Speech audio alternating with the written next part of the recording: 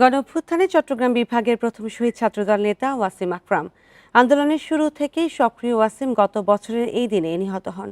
তার হত্যা মামলার অগ্রগতি নিয়ে হতাশ পরিবার, আর এই নিয়ে আরও জানাতে কক্সবাজার থেকে যুক্ত হচ্ছেন সহকর্মী তৌফিকুল ইসলাম।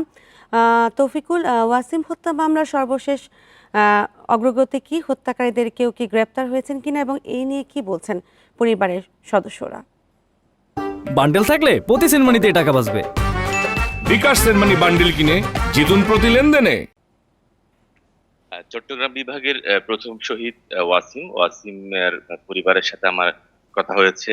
তার মা বারবারই আসলে যখনই কথা বলি তখনই বাস কান্নার ছলে তিনি বলছিলেন এই যে তার ছেলে যে হত্যা করা হয়েছে, তার হত্যাকারীদের যে দৃষ্টান্তপূর্বক শাস্তি তিনি চান।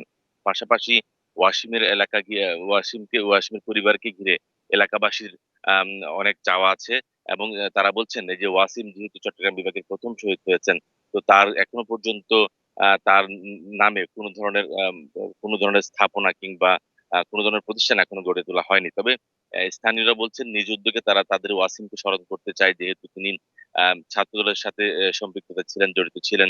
আমি কক্সবাজারের যে ছাত্রদলের বেশ কয়েকজন নেতাকর্মীর সাথে কথা বলেছি, যেহেতু আজকে ওয়াসিমের আজকের দিনেই ওয়াসিম চট্টগ্রামের সেখানে শহীদ হয়েছিলেন, এবং আজকে বেশ কিছু কর্মসূচি পালন করা হচ্ছে ওয়াসিমের গ্রামের বাড়িতে, এবং সেখানে ছাত্রদলের কেন্দ্রীয় সভাপতি সহ বেশ কয়েকজন নেতাকর্মী সেখানে আজকে যাবেন, কবর জিয়ারত করবেন, পাশাপাশি আহ, যে ওয়াসিমের মায়ের সাথে কথা বলবেন। তো সবকিছু মিলিয়ে হচ্ছে আসলে এখানকার নেতাকর্মীরাও চান, এখানকার যারা জুলাই আন্দোলনে নেতৃত্ব দিয়েছিলেন তারা বলছেন শুধু ওয়াসিম নয়, কক্সবাজারে আরো 4 জন শহীদ হয়েছিলেন, প্রত্যেকটা নামে যাতে প্রতি বছর তাদেরকে স্মরণ করা হয় সেরকম দৃশ্যমান কোনো কাজ তারা চান। পাশাপাশি ওয়াসিমকে যারা হত্যা করেছে তাদেরকে আটক করে দৃষ্টান্তমূলক শাস্তি তারা তার পরিবার চেয়েছেন।